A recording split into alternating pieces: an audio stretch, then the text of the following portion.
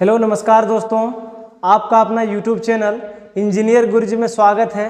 दोस्तों आज हम लोग हिंदी चैप्टर नंबर 3 अध्याय 3 जो गोधुली भाग 2 का है ना। इसको जो उसमें इस चैप्टर में जो महत्वपूर्ण ऑब्जेक्टिव है जो एग्जाम के दृष्टिकोण से है वो कुछ ज़्यादा ऑब्जेक्टिव लेकर के नहीं आए हैं। जो भी ऑब्जेक्टिव है बिल्कुल वो एग्जाम के दृष्टिकोण से है और बिल्कुल वो खास ऑब्जेक्टिव है।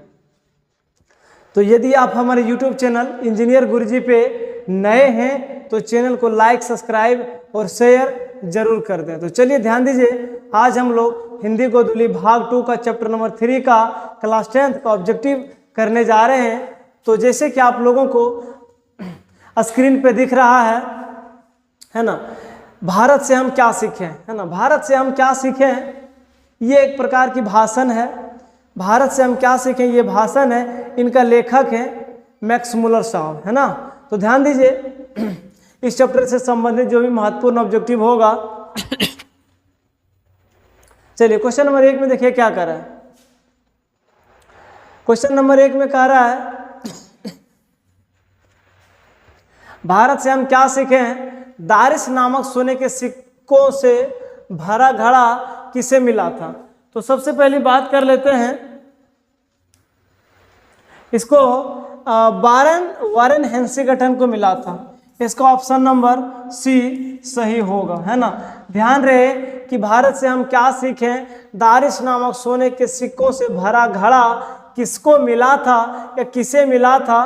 तो वारेन हेंसिंगटन को जवाब होगा। तो ऑप्शन नंबर इसका क्या होगा, सी होगा। चलिए क्वेश्चन नंबर 2 को आप लोग ध्यान दीजिए। क्वेश्चन नंबर 2 में क्या कह रहा है, क्वेश्चन नंबर 2 में लिखा है करे कि भारत कहाँ बसता है। यानी मैक्स मुलर साहब के अनुसार वो भारत की काफ़ी ज़्यादा प्रशंसा करते, काफ़ी ज़्यादा उसको चर्चा करते, काफ़ी ज़्यादा उसके बारे में जो पॉजिटिव बातें होती है तो उसके जो है ना भारत देश के बारे में काफ़ी अच्छी अच्छी बातें उन्होंने बताते हैं। तो मैक्स मुलर साहब का कहना है कि अगर सच्ची भारत को दर्शन करना है, देखना है आपको, तो भारत के आप एक गांव में चले जाइए, वहाँ पे आपको सच्चे भारत दर्शन होंगे। तो इसका ऑप्शन नंबर क्या हो जाएगा, गांव में होगा। किसके अनुसार से, मैक्स मुलर साहब के अनुसार से। अगर आप भारत को दर्शन करना चाहते हैं, भारत को आप देखना चाहते हैं, है ना, भारत की सच्चाई के बारे में जानना चाहते हैं, तो आप गांव जाइए, भारत के गांव जाइए, वहां से आपको सच्चे भारत का दर्शन हो जाएंगे। ये मैक्स मुलर साहब के कहने के अनुसार है। चलिए क्वेश्चन नंबर 3 का आप लोग ध्यान दीजिए। क्वेश्चन नंबर 3 में कह रहा है फ्रेडरिक मैक्स मुलर किस पाठ के रचयिता थे, है ना। फ्रेडरिक मैक्स मुलर किस पाठ के रचयिता थे। तो ध्यान रहे ऑप्शन नंबर 1 में है श्रम विभाजन और जाति प्रथा। आप लोगों को फर्स्ट चैप्टर पढ़ाए थे कि श्रम विभाजन और जाति प्रथा के जो लेखक है ना, डॉक्टर बाबा साहब अम्बेडकर है ना। बाबा साहब अम्बेडकर जी हैं। तो इसका ये है नागरी लिपि गुणाकर मूल्य है। भारत से हम क्या सीखें, ये आपका है ना नागरी लिपि का गुणाकर मूल्य जी है ना। चलिए भारत से हम क्या सीखें, तो ये है आपका मैक्स मुलर साहब का ही है ना, ये रचयिता है। ठीक है, तो इसका ऑप्शन नंबर क्या होगा, सी होगा। तो ध्यान रहे option number C, question number 3 का सी। अब हम बात कर लेते हैं क्वेश्चन नंबर 4 का। क्वेश्चन नंबर 4 में ध्यान दीजिए, क्वेश्चन नंबर 4 में क्या कह रहा है। क्वेश्चन नंबर 4 में लिखा है भारत से हम क्या सीखें कि लेखक कौन है। बस वही बात हुआ है कि रचयिता कौन है, लेखक कौन है, तो मैक्स मुलर साहब है। भारत से हम क्या सीखें, इसका लेखक कौन है, तो मैक्स मुलर साहब हैं। तो 4 का ऑप्शन नंबर बी सही होगा। चलिए क्वेश्चन नंबर हम लोग 5 को ध्यान देंगे। क्वेश्चन नंबर 5 में कह रहा है, ध्यान दीजिएगा, क्वेश्चन नंबर 5 में लिखा है मैक्स मुलर साहब का जन्म कहाँ हुआ था।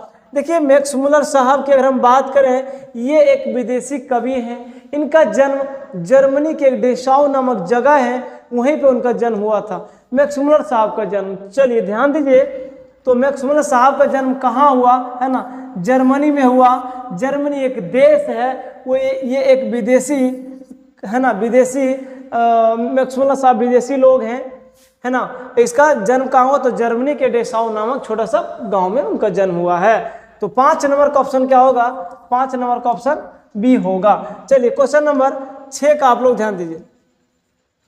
क्वेश्चन नंबर 6 में लिखा है कि मैक्स मुलर की मृत्यु कब हुई है ना, कब हुई थी? मैक्स मुलर साहब की मृत्यु की अगर बात किया जाए, है ना, तो इसका देखिए इनकी मृत्यु हुई थी मैक्स मुलर साहब का 28 अक्टूबर 1900 ईस्वी को।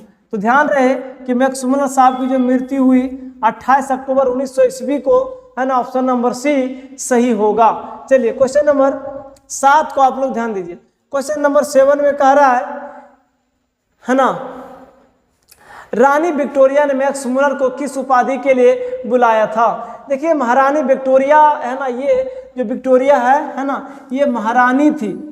मैक्स मुलर साहब को बुलाए थे क्योंकि ये काफ़ी ज़्यादा चर्चित कवि थे, लेखक थे, है ना, रचयिता थे। इनको उपाधि देने के लिए महारानी विक्टोरिया ने बुलाई थी, है ना, इनको उपाधि देने के लिए। कौन सी उपाधि? तो नाइट की उपाधि, है ना, नाइट की उपाधि देने के लिए महारानी विक्टोरिया ने मैक्स मुलर साहब को बुलाए थे। लेकिन यहाँ पे एक चीज आपको और बता दें, क्योंकि मैक्स मुलर साहब कोई मामूली, कोई छोटे मोटे लेखक, कोई राइटर नहीं थे, रचयिता नहीं थे। उसको महारानी विक्टोरिया का उनके द्वारा जो दिए जा रहे थे उपाधि, नाइट की उपाधि, उसको तुच्छ लगा, छोटा लगा, अच्छा नहीं लगा। उस उपाधि को उन्होंने फिर से रिटर्न कर दी। उस उपाधि को मैक्स मुलर साहब ने, नाइट की उपाधि को स्वीकार नहीं किया और पुनः उस उपाधि को महारानी विक्टोरिया को सौंप दिया। चलिए क्वेश्चन नंबर हम लोग 8 की बात कर लेते हैं। क्वेश्चन नंबर 8 में कहता है, ध्यान दीजिए, क्वेश्चन नंबर 8, मैक्स मुलर को स्वामी विवेकानंद ने क्या कहा था? है ना, स्वामी विवेकानंद ने मैक्स मुलर साहब को वेदांतियों का भी वेदांती कहे थे, है ना। ध्यान रहे, मैक्स मुलर को स्वामी विवेकानंद ने क्या कहे थे, उनको क्या एक नाम दिए थे उनको? तो वेदांतियों का वेदांती कहे थे। ऑप्शन नंबर ए सही होगा। चलिए क्वेश्चन नंबर 9 का आप लोग ध्यान दीजिए। क्वेश्चन नंबर 9 में देखिए क्या लिखा है।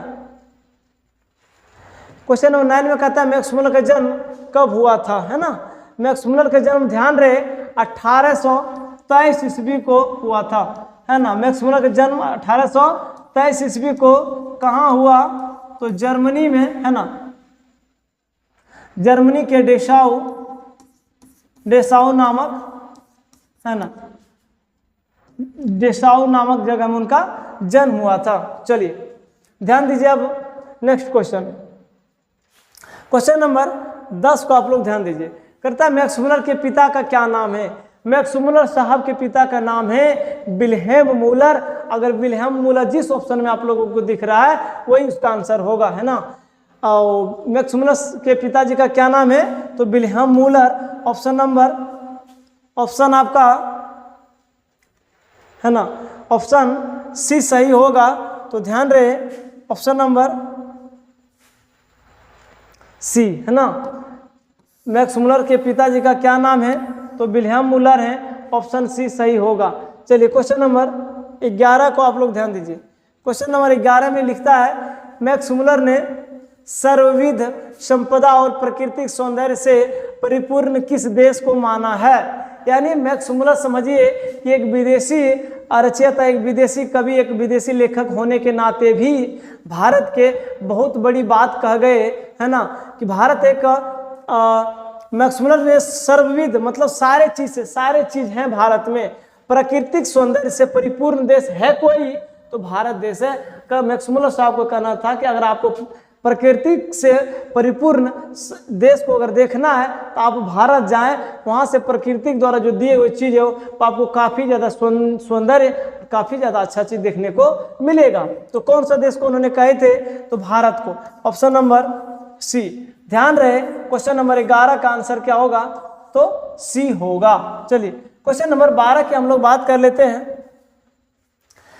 क्वेश्चन नंबर 12 में लिखा है मैक्स मुलर कौन सी भाषा में बाल्यकाल में ही निपुण होकर कविता लिखने लगे थे? चलिए ध्यान दीजिए, फिर से वर्क करते हैं। मैक्स मुलर कौन सी भाषा में उन्होंने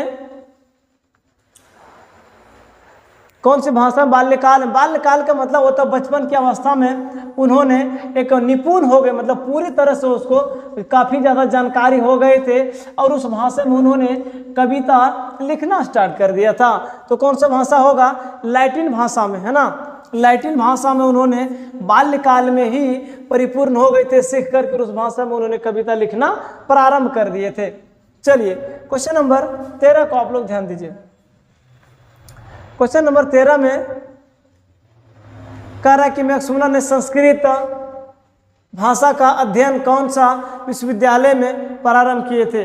ध्यान रहे, मैक्स मुलर ने संस्कृत भाषा का अध्ययन कौन से विश्वविद्यालय में प्रारंभ किए थे?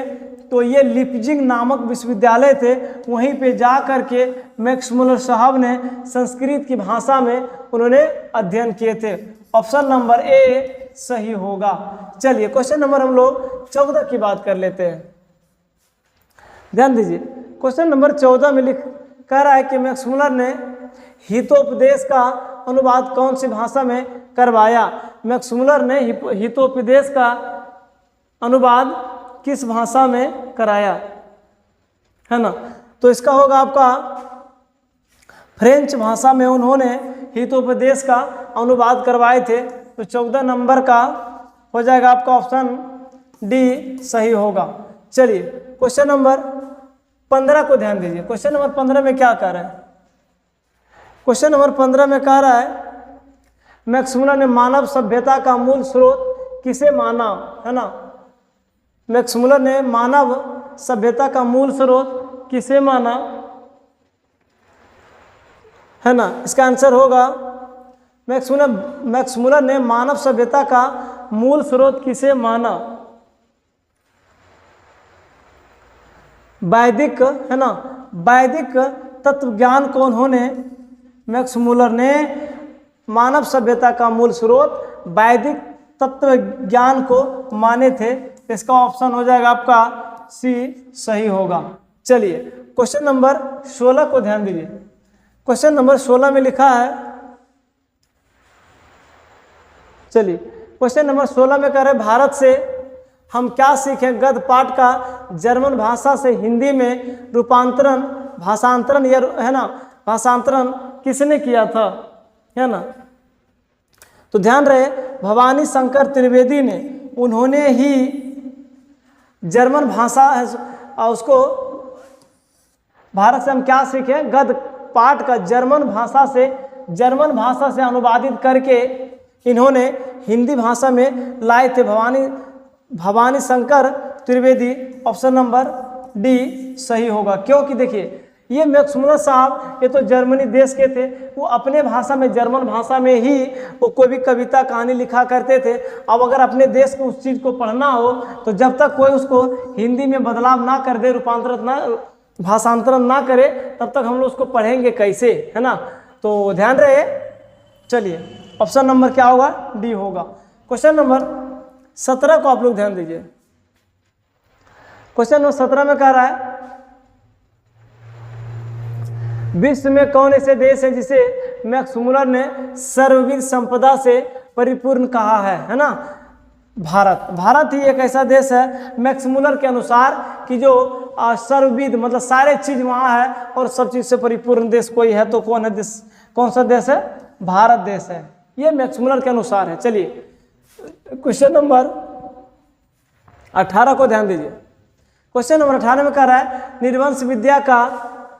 निर्वंश विद्या का शब्दार्थ है ना। ऑप्शन ए में काव्य शास्त्र से, व्याकरण शास्त्र से, प्राणी शास्त्र से, मानव शास्त्र से। ऑप्शन नंबर डी आपका सही होगा। चलिए 18 का क्या होगा? ऑप्शन डी सही होगा। चलिए क्वेश्चन नंबर हम लोग 19 की बात कर लेते हैं। क्वेश्चन नंबर 19 में ध्यान दीजिए क्या कह रहा है।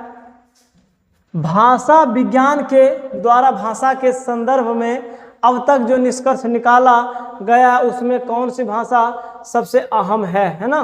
तो सबसे अहम भाषा की अगर बात किया जाए तो हो जाएगा आपका संस्कृत भाषा। एक चीज और आप लोगों को बता दें, ये ऑप्शन नंबर देखिए, पहले 19 का ऑप्शन नंबर सी सही होगा, ठीक है। ये भाषा विज्ञान के द्वारा भाषा के संदर्भ में अब तक जो निष्कर्ष निकाला गया है उसमें से कौन सी भाषा सबसे अहम है, तो संस्कृत भाषा सबसे अहम है। और ध्यान रहे कि सबसे प्राचीनतम भाषा है कोई, तो संस्कृत है। संस्कृत एक ऐसी भाषा है कि सभी भाषाओं को ये जननी है।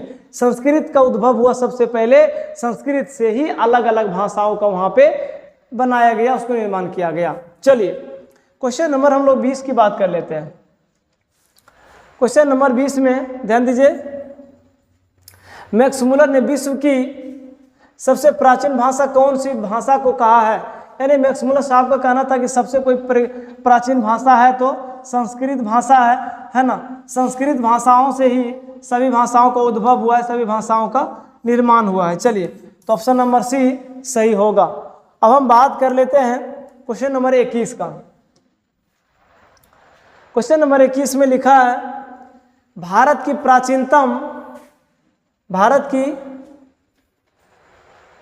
प्राचीनतम भाषा कौन सी है ना।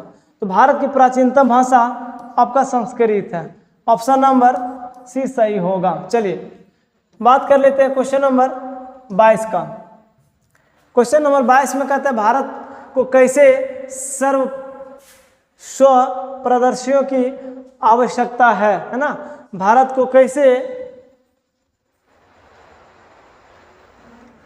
स्व प्रदर्शियों की आवश्यकता है, तो ध्यान रहे सर विलियम जोन्स है ना। इसका आंसर ऑप्शन नंबर बी सही होगा। चलिए क्वेश्चन नंबर 23 को ध्यान दीजिए। क्वेश्चन नंबर 23 में लिखा है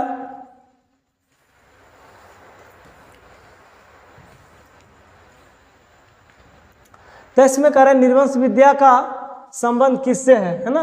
निर्वंश विद्या का संबंध किससे है, वनस्पति विज्ञान से, प्राणी विज्ञान से, मानव विज्ञान से, अंतरिक्ष विज्ञान से। तो निर्वंश विद्या का संबंध आपका मानव विज्ञान से है। ऑप्शन नंबर सी सही होगा। चलिए क्वेश्चन नंबर 24 का आप लोग ध्यान दीजिए। क्वेश्चन नंबर 24 में कह रहा है वारेन हेस्टिंग्टन था है ना। वारेन हेस्टिंग्टन ये भारत का गवर्नर जनरल था है ना। ध्यान रहे वारेन हेस्टिंग्टन कौन थे, तो ये भारत के गवर्नर जनरल है ना, जनरल था। चलिए ऑप्शन नंबर 24 का ऑप्शन नंबर बी सही होगा। क्वेश्चन नंबर अब हम लोग 25 को ध्यान देंगे। क्वेश्चन नंबर 25 में क्या लिखा है, दारिस क्या है ना। दारिस एक सोने का सिक्का है, सोने का प्राचीन कालीन सिक्का है। प्राचीन कालीन मतलब होता है ये सोने का सिक्का है ना। दारिस का अर्थ होता है एक तरह से समझ लीजिए कि सोने का प्राचीन कालीन सिक्का है। तो 25 का ऑप्शन नंबर आपका बी सही होगा। 25 का बी सही होगा। चलिए क्वेश्चन नंबर 26 को ध्यान दीजिए। क्वेश्चन नंबर 26 में क्या करा है, प्लेटो का संबंध किस देश से है ना। प्लेटो का संबंध किस देश से है, तो ध्यान रहे प्लेटो का संबंध यूनान से है ना। प्लेटो का संबंध किससे है, तो यूनान से है। ऑप्शन नंबर डी सही होगा। चलिए क्वेश्चन नंबर 27 को ध्यान दीजिए। क्वेश्चन नंबर 27 में क्या कर रहा है, शहनामा का रचनाकाल कौन है ना, सॉरी रचनाकाल है, मतलब शहनामा का रचनाकाल कब हुआ था। तो ध्यान रहे शहनामा का रचनाकाल जो हुआ था 10वीं से 11वीं सदी में। 10वीं से 11वीं सदी कहाँ पे है ना, 10वीं से 11वीं सदी। ऑप्शन नंबर बी सही होगा। 27 का बी। चलिए क्वेश्चन नंबर 28 को ध्यान दीजिए। क्वेश्चन नंबर 28 में कह रहा है संस्कृत का अग्नि शब्द लैटिन में किस रूप से मिलता है, तो इंगिस से। ध्यान रहे किस रूप से मिलता है, तो इंगिस से। 29 नंबर का ऑप्शन नंबर सी सही होगा। चलिए क्वेश्चन नंबर 30 का आप लोग ध्यान दीजिए, लास्ट क्वेश्चन है। सर विलियम जोन्स ने भारत की यात्रा कब की थी। सर विलियम जोन्स ने भारत की यात्रा कब की थी, तो ध्यान रहे 1783 ईस्वी में सर विलियम जोन्स ने भारत की यात्रा की थी। तो ऑप्शन नंबर डी सही होगा है ना। चलिए, तो इस तरह से इस चैप्टर से जो भी महत्वपूर्ण, जो भी इम्पोर्टेंट ऑब्जेक्टिव था वो हमने इसको समाप्त किए।